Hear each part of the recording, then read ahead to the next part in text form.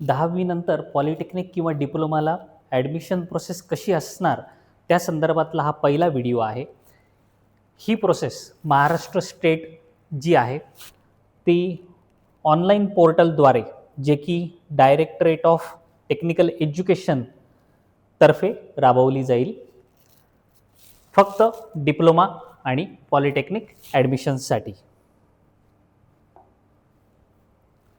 Eligibility जी आहे या डिप्लोमाला किंवा पॉलिटेक्निकला ॲडमिशन घेण्याची ती फक्त 10वी पास आहे आणि कमीत कमी 35% त्या विद्यार्थ्याला असले पाहिजे.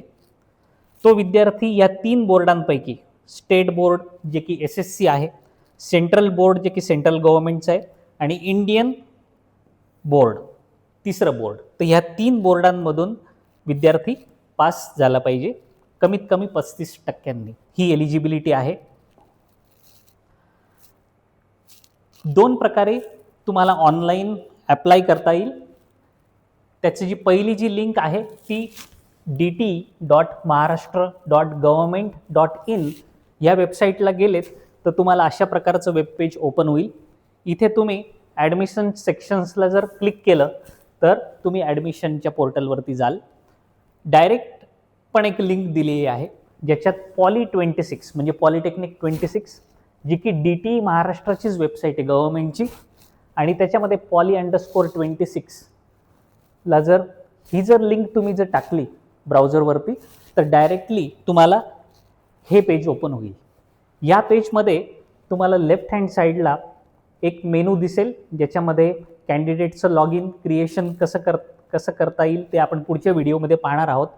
कॅन्डिडेटचं रजिस्ट्रेशन, त्यानंतर बाकीचे जे आहेत ते फॅसिलिटेशन सेंटर्सचे लॉग इन्स आहेत, इन्स्टिट्यूटचे लॉग इन्स आहेत. तर हे विद्यार्थ्याला या बाकीच्या लिंकशी काही घेणं नाही, मात्र कॅन्डिडेटचं लॉग इन, कॅन्डिडेटचं रजिस्ट्रेशन हे विद्यार्थ्याने याचा व्हिडिओ आपण पुढच्या याच्यात अपलोड करणार आहोत.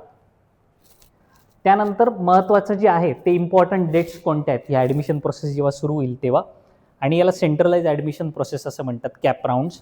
तर त्याचं जे शेड्यूल असणार आहे ते अशा प्रकारे असणार आहे की ऑनलाईन रजिस्ट्रेशन आणि ॲप्लिकेशन करण्याची जी तारीख आहे ती 20 मेपासून तर 22 जूनपर्यंत असणार आहे.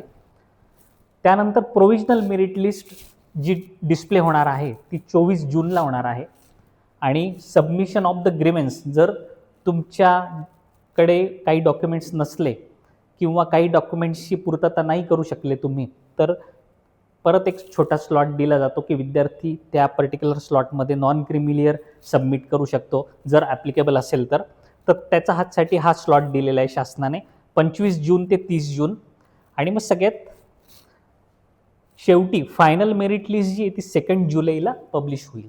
याच्यानंतर कॅप राऊंड्स सुरू होतील.